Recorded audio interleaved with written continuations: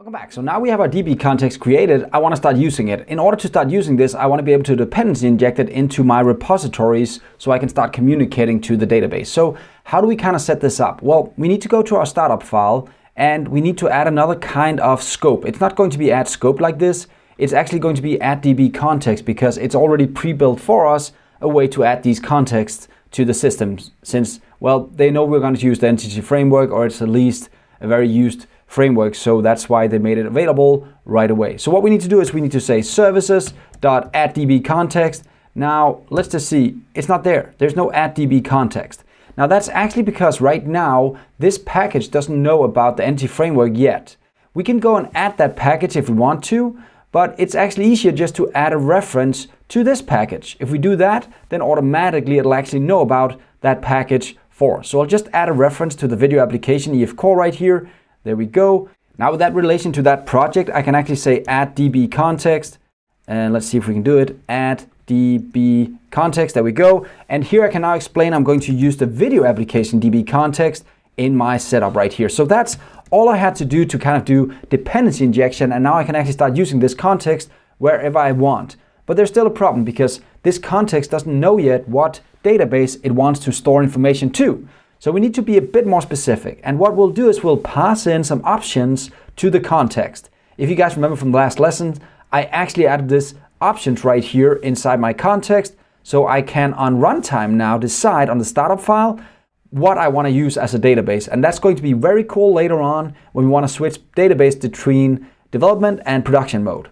So we'll look at that later. But for now, let's figure out how to do this. We're going to use a fat arrow lambda expression right here. So I'll say options, which I can do like this to kind of get the options that I want to change in my system. And then all I have to do right here is just make a new line and say options dot, and now I can actually start doing some different things. For instance, I can say I want to use a database. And what database do I want to use? Well, there's a memory cache something, there's a model, nah, that's not it. I want to use SQLite, but that's not available. So what to do?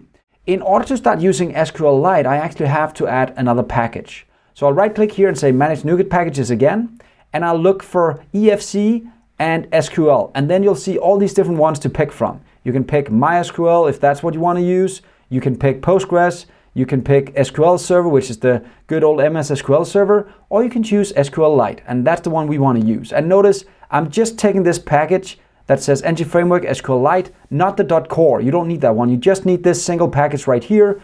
It's 510, perfect. I'll just add that package. I'll install it, and hopefully that should be enough so that I can now start finding this method that I'm looking for. And again, if you didn't notice, I'm not using the pre-release version. I'm actually using the newest version of 5.0. Don't have this checked unless you want to get release candidates, so I'll just uncheck that if you haven't done it already.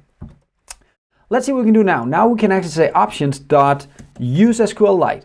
Now it's here. That wasn't there before, but now it's available. I can start actually using SQLite as my database. And it's a way for me to explain what, let's say, just protocol I want to use in order to communicate to the database. If it was an MS SQL, the SQL queries would be different than an SQLite, than an MySQL. They are different, actually, these queries, depending on the system you're using or the database you're using behind the scenes. In order to use SQLite, I have to do one more thing, and that's actually to specify a connection string. And we're just going to be lazy now and make just something called a data source to explain I just want to have a simple data source locally, so we just have a local database. And you have to write it like this. You have to put in the space and data source like this, or else you might not get your database as you want. And then the final thing, just give it a name. Let's just call it application.db, just to give it some kind of name. Now you need the .db, that's something you need, but it's up to you what you want to call the database. So in my case, it's going to end up having a file right here in the root of my project called application.db. And when I'm saying root of my project, it's going to be inside the web API's root right here when we're done. So that's all I have to do. Now I can actually both, I have a DB context available, and I actually also dependency injected into my system now, and I also explained that it's going to use an SQLite database. I'm almost there. So that's it for this lesson. Now we can actually dependency inject our database, and it knows it's going to use the SQLite setup in order to create the database. So next lesson we'll have some more fun. See you next time. Bye.